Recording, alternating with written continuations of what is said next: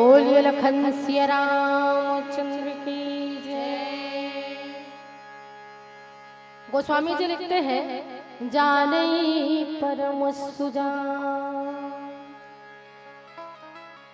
अब सुजान कौन है जी? जानना, सुजानना, दोनों में अंतर है।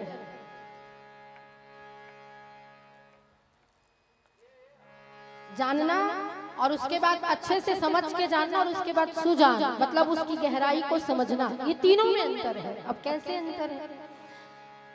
छोटे बच्चे को अगर कहा जाए का खास बाबू का खास नोनीत उहू जान डर थे, आलू हरे हमर घर आलू, अच्छा ये हो गया जानना पना।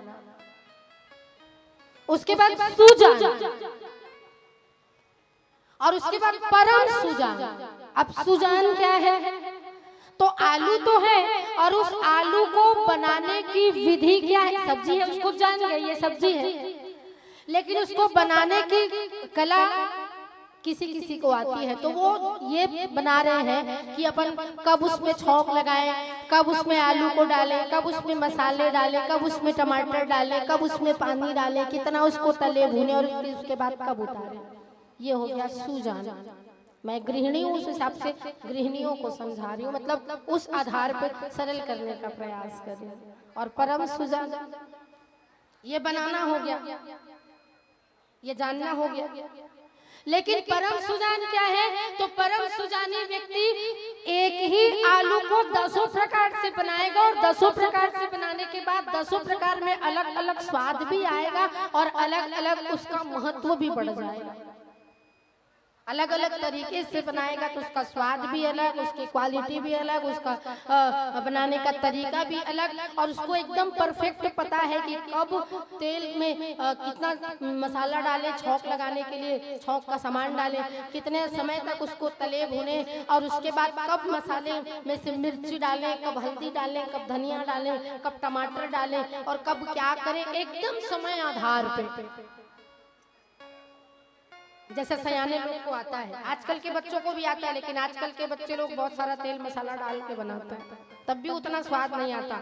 लेकिन मेरी परवरिश मेरे नानी के घर हुई है, और मेरी नानी जब मैं छोटी थी तो कई बार डबका रांधती थी।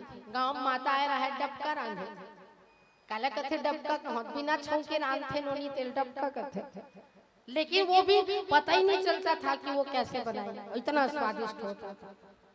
बनाने की विधि वो परम सुजानी थी, उसको बनाने के लिए इसलिए वैसा बनाती। ठीक वैसे ही जब भगवान को जानना होता है तो जो परम सुजानी होते हैं वही जानते हैं, नहीं तो भगवान को नहीं जान सकते। मैंने जिस दिन से कलमा पढ़ा आपका, आप मेरे हुए मैं हुआ आपका। मैंने जिस दिन से कलमा पढ़ा आपका, ये हवाएं मुझे क्या बुझा पाएंगी, ये दुनिया की तकलीफों के थपेड़े हवाएं मुझे क्या बुझा पाएंगी, ये हवाएं मुझे क्या बुझा पाएंगी। मैं तो दिया हूँ रसूल खुदा आपका, मैं दिया हूँ रसूल खुदा आपका। और जो भगवान को जानता है वो उन्हीं के जैसा हो जाता है। जाने तुम ही हो जाए, जो तुम्हें जानता है वो तुम्हारे जैसा हो। मैंने अपने अग्रजों से एक पंक्ति सुनी है कि वही जानता है जिस पर बीता होता है, वो क्या जाने जिसका दिल रीता होता है।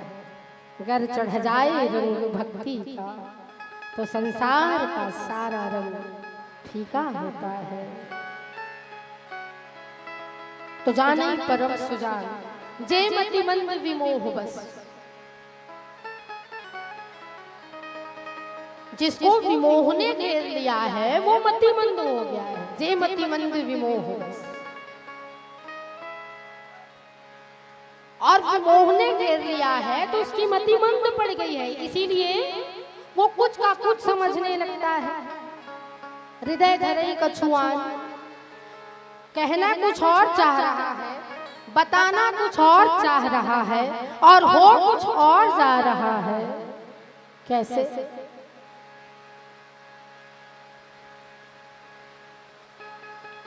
नई नई शादी हुई थी, और नई नई शादी जब हुए रहती है तो जो नवविवाहित जोड़े होते हैं ना, उनका कुछ अलग ही टसन रहता है। तो नवविवाहित जोड़े में जो दुल्हन थी, 8-15 दिन हो गया था शादी होके आए, और नए नए नवा बैलक नवा सिंह वाली बात सियान माता मन के थे। तो उस नवविवाहित जोड़े में से दुल्हन को गुपचुप खाने का मन किया। क्या खाने का? गुपचुप खाने का। अपने पति देव से कहती हैं, ए जी मुझे गुपचुप खाने भा रहा है, आप ले चलते क्या? तो उस लड़के ने कहा, रुको माँ से पूछता हूँ। चूंकि नवविवाहित जोड़ा था तो माँ भी खुश हो गई, बोले अच्छी बात है बेटा, ये कभी निकली नहीं है, इसी बहाने गांव के बाजार को देख लेगी, ले जा। लेकिन याद रखना थोड़ा अंधेरा हो जाए, झुमझुमा अंधियार कथे दिया बाती बाप, तब ले जाना, नहीं तो गांव की महिलाएं बाजार में रहेंगी तो देखेंगी तो कहेंगी, आई फलानी बहू देख तो या बाजार में गुपचुप खाएला है। थोड़ा अंधेला हुआ, वो दूल्हा बाबू ले गया अपनी मेहरारू को बाजार में गुपचुप खिलाने। अब वो खाना शुरू करी, ररुहा सपनाएं दार भात कस। 15-20 दिन हो गया है, बेचारी गुपचुप के मुंह नहीं देखे रहा है, घर नहीं निकले रहा है। वो प्लेट में गुपचुप वाले परसत जाते, वो गपा गप खाते जाते।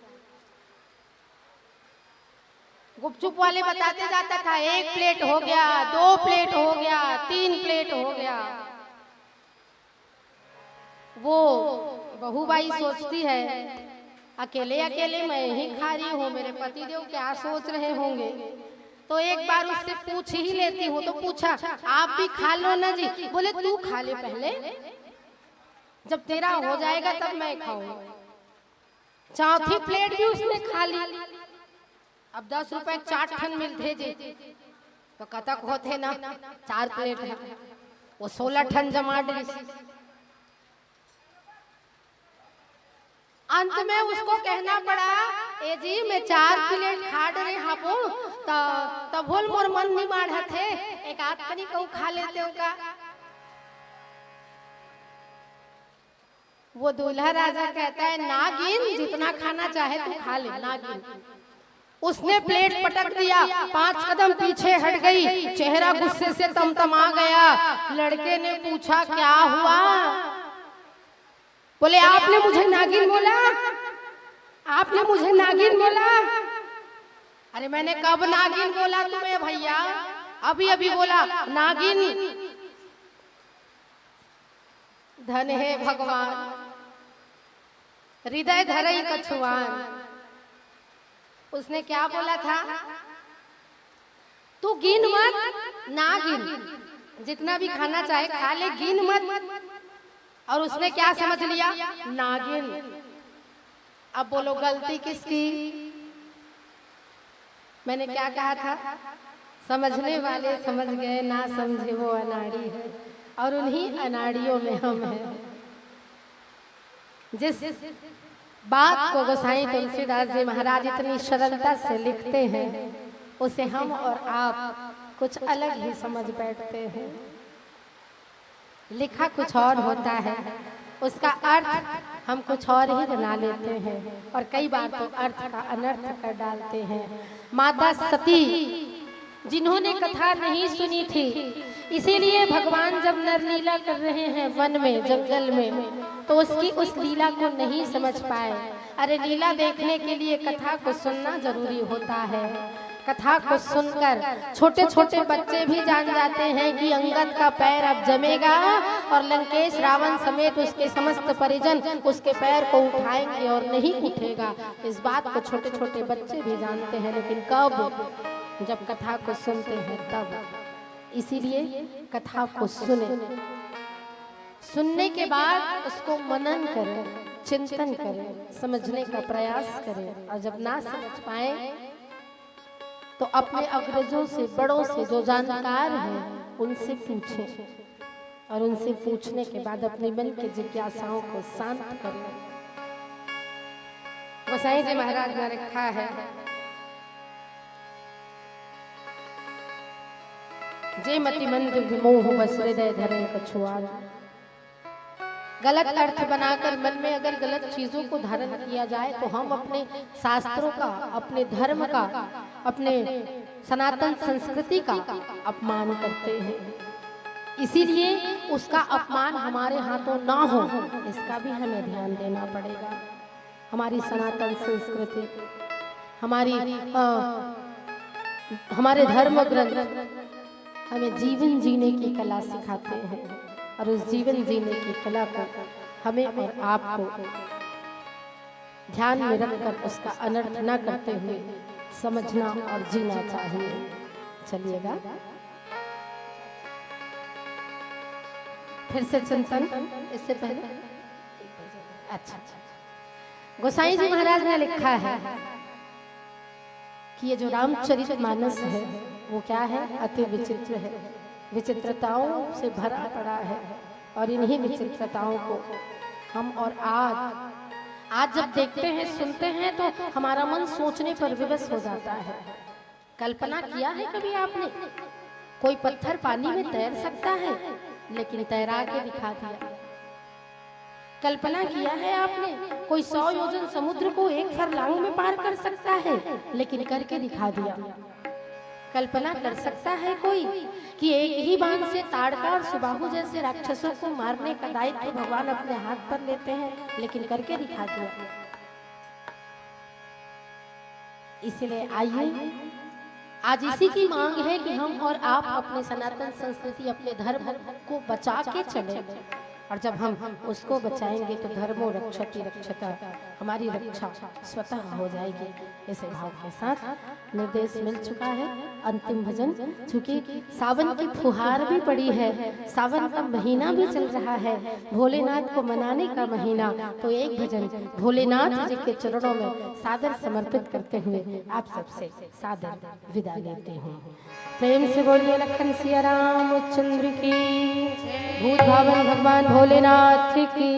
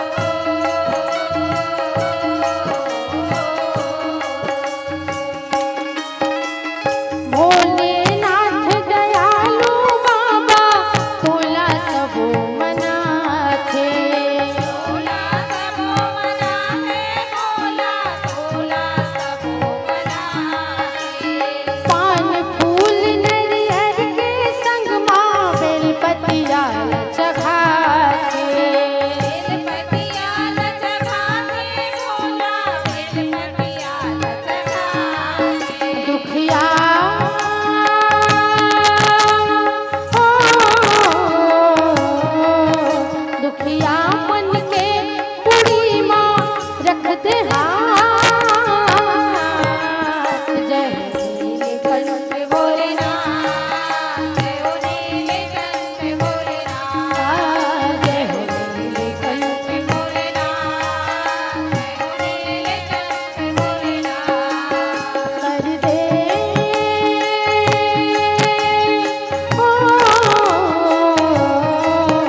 कर दे कृपा के बरसात।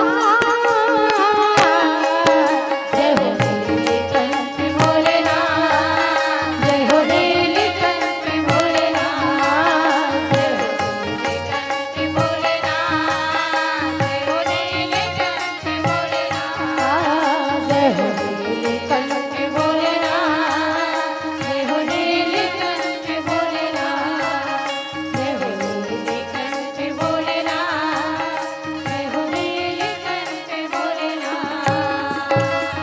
बोलिए भूत भावन भगवान भोलेनाथ की, लखन सिया राम चंद्र की।